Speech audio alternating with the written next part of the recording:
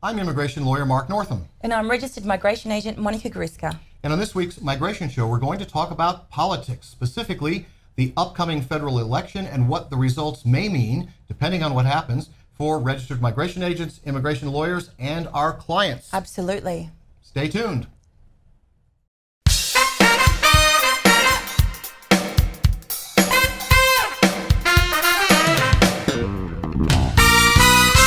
Welcome to the Migration Show with Mark Northam and Monica Gruszka, the show for Australian migration agents and immigration lawyers, where we talk about the latest Australian immigration law, policy and much more, including your questions.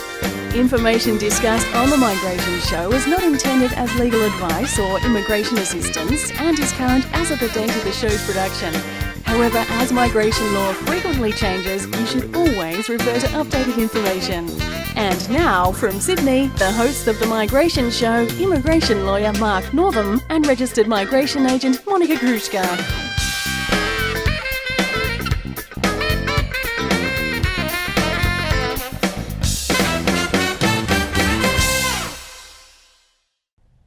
I'm Mark Northam, and with me is Monica Gruszka, and we're back for another episode in video of the Migration Show. We've got an interesting topic that we're talking about, Yes, politics. Indeed. Politics.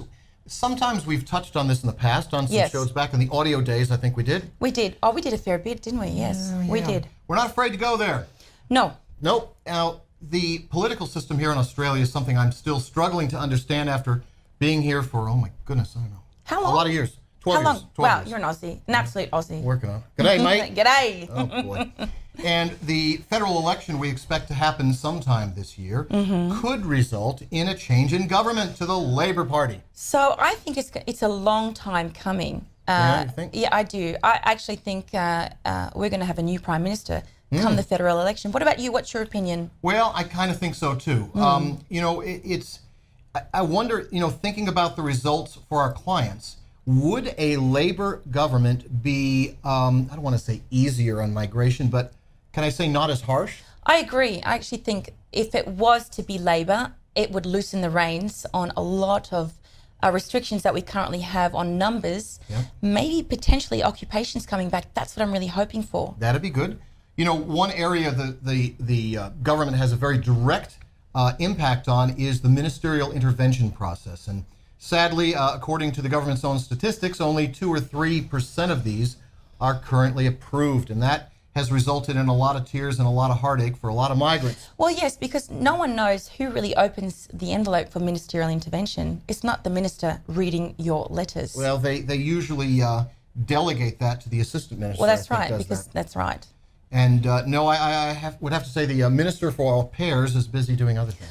That is Dutton, well, yes. Yes, well, that was a little joke. You didn't laugh, now you laughed. I did. Okay, sorry. I don't know. Anyway, bottom line is that David Coleman is now heading up the migration section, and we have seen some really positive impacts We have. with that. So that's exciting. It's good to see. It is. I just hope that a Labor government, or whatever government is going to be around this year, takes a closer look at the true plight of migrants and realizes that migrants, as we talked about in our Orana show last week, migrants are a pathway for growth for this country. Absolutely. Now, I think with our previous, the previous elections or whoever might be in, there's always been a plight where unemployment is directly related to immigration. Or an allegation. That's it. Yeah. And it's always like, migrants taking the jobs away. Oh boy, here we go. There is no link, and there's never been any research to suggest that unemployment has a direct link with immigration. Yeah. And when you, from a subjective point of view, when you're lodging visa applications for skilled migrants, you're dealing with the employers and they're telling you, I don't have anyone who is local to fill this position. So why would they go through all the hassle of an application, thousands of dollars of SAF payments, absolutely, all this red tape and headache? Why would they do that if they could fill the job locally? Totally agree. So I don't get the link either. It doesn't make any sense. Yes. And look, let's just look at a very simple statistic. The baby boomers, that group of people, they're already starting to retire, and that's going to pick up. It's the biggest bubble in the population in decades. Now, why not put aged care worker on the RSMS visa list so people can do that out in the regions?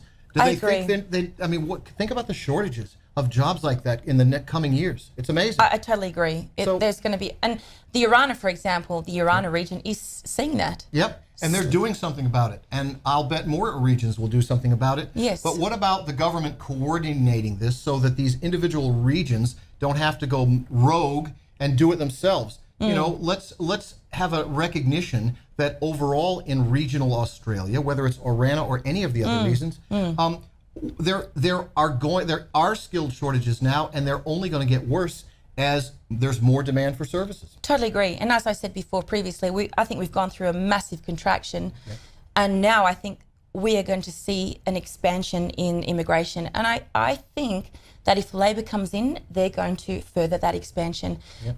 Good for migration agents and businesses, good for companies and employers in regional parts of Australia. So, you know, I'm supportive of it. Well, I'm totally supportive. Well, me too. And, you know, in terms of migration agents, yes, I think there has been a contraction, and I've seen more than a few agents quit the business. I totally agree. And let's hope that contraction has kind of stopped. Yes. And to all of you out there, just hang in there, you know? Absolutely. I think it's going to get better. I do. I really do. I feel it. You so feel too? it. I totally agree. I think Australia still is one of the number one places to migrate to, Absolutely. wherever you might be from. And the trends are starting to return. Yep. Well, that's our show for this week. If you have any questions, comments, any way we can assist you, just drop us a line. We'll have our email address in the show notes. And once again, hang in there. Things are getting better. And if you're interested in seeing the government do something differently, get involved. Absolutely. Don't just vote. You have to vote. But get involved and push for policies that you believe would be better for you and your clients. That's what we're doing. You know what? I think if we do that, I think it's going to happen. And I think it's starting to happen already. That's fantastic. I can't wait. All right. Well, on behalf of Monica and myself, thank you so much for watching another episode of The Migration Show. We'll see you next week. See you then. This episode of The Migration Show is sponsored by Christopher Levingston and Associates. Yes, Christopher is a accredited immigration lawyer and has been for many years, and he has a wonderful offer for all you registered migration agents or anyone else in the field who needs a review on a failed AAT case. That's it. If you have had an AAT case that did not get a positive result, Christopher has a standing offer for all RMAs to give you a free review of that case and give you advice as to whether there may be possibilities of taking it to the federal court or elsewhere. So if you have a unsuccessful AAT case or any other question, please send it to Christopher by email. Yes, email is christopher@levingston.com.au, christopher@levingston.com.au.